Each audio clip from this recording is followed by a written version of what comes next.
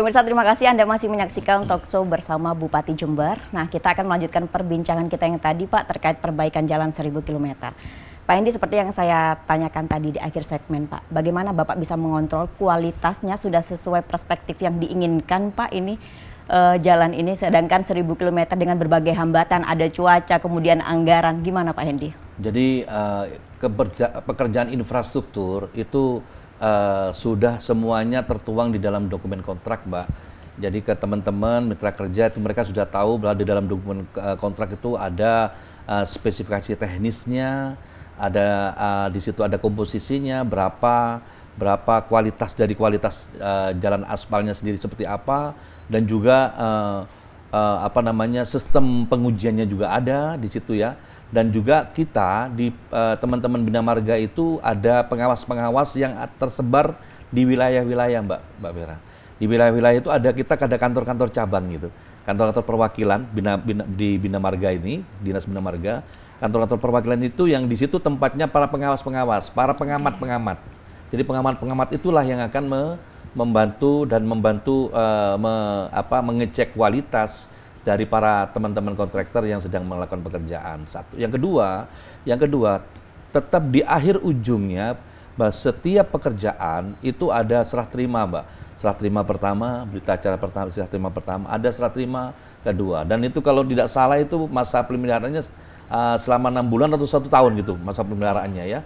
Masa pemeliharaan. Jadi seandainya nanti ada satu kualitasnya tidak bagus, itu mereka wajib untuk memperbaiki kembali. Dan pada saat sebelum serah terima pertama itu dilakukan pengetesan. Apalagi pekerjaan jalan ya tidak terlalu sulit untuk melakukan pengecekan maupun pengetesannya tentang ketebalan aspalnya, tentang kualitas semennya, kualitas aspalnya. Meskipun pekerjaan sudah selesai, kami bisa menemukan kualitas aspalnya seperti apa itu dengan alat tes khusus memang untuk aspal gitu, Mbak. Untuk bisa menemukan itu tentunya Bapak juga turun ke jalan kan, Pak? Ya, pasti. Karena beberapa informasi yang saya dapatkan juga ada beberapa jalan nih, Pak, yang baru dibangun udah mulai retak, rusak. Itu seperti apa, Pak, nanti Bapak menanggapinya? Kemarin waktu ada yang seperti itu, ada koreksi dari beberapa teman-teman. Saya sampaikan kenapa seperti ini, begitu dicek di lapangan ternyata ini ada satu kesalahan, ada satu terburu-buru di dalam pelaksanaan pekerjaan, coating tanah aspal yang awal itu belum lengket betul, sudah memburu kejar-kejaran sama hujan, langsung ditimpa dengan pekerjaan aspal yang baru. Jadi itu aspal itu terlalu mudah untuk pemeriksaannya. Nggak usah diawasin saja, saya bisa melihat itu bahwa itu tidak benar, saya bisa karena alatnya kita sudah lengkap, ada semua di Jember ini, dan itu pasti terkoreksi. Kalau kita tidak bisa mengkoreksi, yang mengkoreksi adalah alam, dan itu tidak bisa terlalu lama. Ya, jadi kalau struktur gedung itu koreksinya adalah keretakan nantinya, itu masanya cukup panjang sekitar 6, 7 bulan, 8 bulan nampak keretakan kalau jenis kejelekan. Tapi kalau jalan aspal nggak usah lama-lama, sebulan aja sudah wassalamualaikum, bubar semuanya. Dan saya menyampaikan kepada Kepala Dinas Bina Marga, sampaikan kepada seluruh teman-teman kontraktor, apabila nanti kerjaannya ini sampai tidak baik dan tidak sesuai dengan kualitas yang ada, saya perintahkan mereka untuk tidak dibayar. Diperintahkan dengan tidak dibayar. Untuk dibayar. Dan apabila itu tetap dibayar juga, nanti kami juga akan audit. Ada audit yang dari inspektorat, ada dari BPK, untuk memeriksa itu. Apabila itu memang tidak bagus, ada satu keteledoran, ya saya suruh mengembalikan. Meskipun sudah jadi semuanya. Meskipun sudah jadi semuanya. Ini menarik sih, Pak, karena Jember punya bupati yang insinyur, teknik sipil ya, Pak ya. Jadi hanya dengan melihat aja Bapak sudah bisa tahu nih spesifikasi aspal. Tapi tadi Pak ada poin terburu-buru itu, Pak. Sampai akhirnya kita bisa dibilang kecolongan ya, Pak ya, terkait terburu-buru.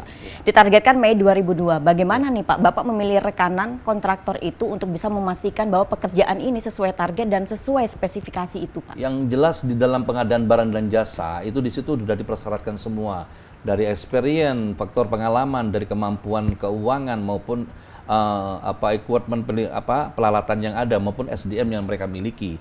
Di situ bisa diuji, Mbak, di awal pengalaman seperti apa. Kita tetap aspek legalnya untuk menentukan satu kontraktor, legalnya harus jelas dulu. Kalau legalnya jelas, mereka diizinkan untuk menawar. Tapi belum belum menyatakan bahwa ini menggaranti bahwa itu bagus, tapi ini start awal untuk pintu masuk untuk mereka bisa ikut tender, dan begitu menang tetap faktor pengawasan menjadi utama. Nah, yang paling penting lagi gini, di Jember ini sepertinya masih belum kolaborasinya belum jalan ini, menurut saya belum jalan nih Mbak Feran ya.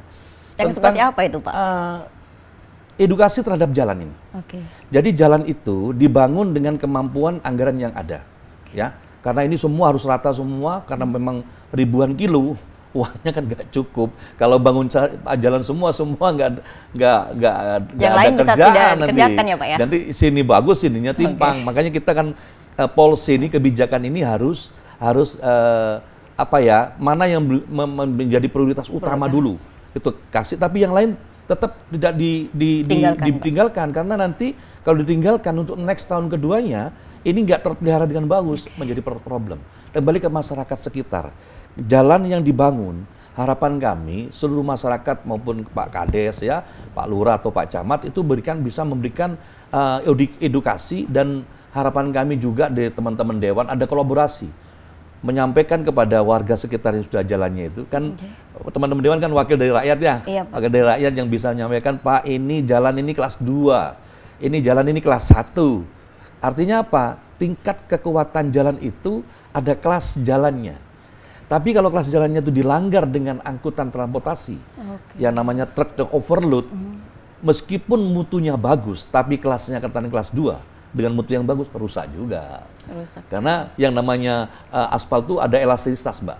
Jam 10 sampai jam 1 siang, itu elastisitas jalan mulai bergerak. Itu karena panas. Begitu angkutan berat melewat, ya, di posisi letak yang sama, itu akan menjadi cowakan. Begitu menjadi tidak merata, menjadi cowakan, hujan menjadi kantong air. Kalau sudah menjadi kantong air, ini musuh utamanya aspal, air. Karena aspal tidak, rongganya ada rongga pori-porinya, masuk di situ, begitu dihajar truk lagi, rusak. Nah, kalau sudah rusak, kami harus maintenance lagi. Harusnya jalan itu maksimal kekuatannya 3 tahun, setelah 3 tahun maintenance lagi. Tapi kalau tidak terpelihara, tidak terjaga dengan baik, tidak sama-sama ngejaga ini, tidak sama-sama ngejaga, mengedukasi, itu setahun, wassalamualaikum lagi, rusak lagi.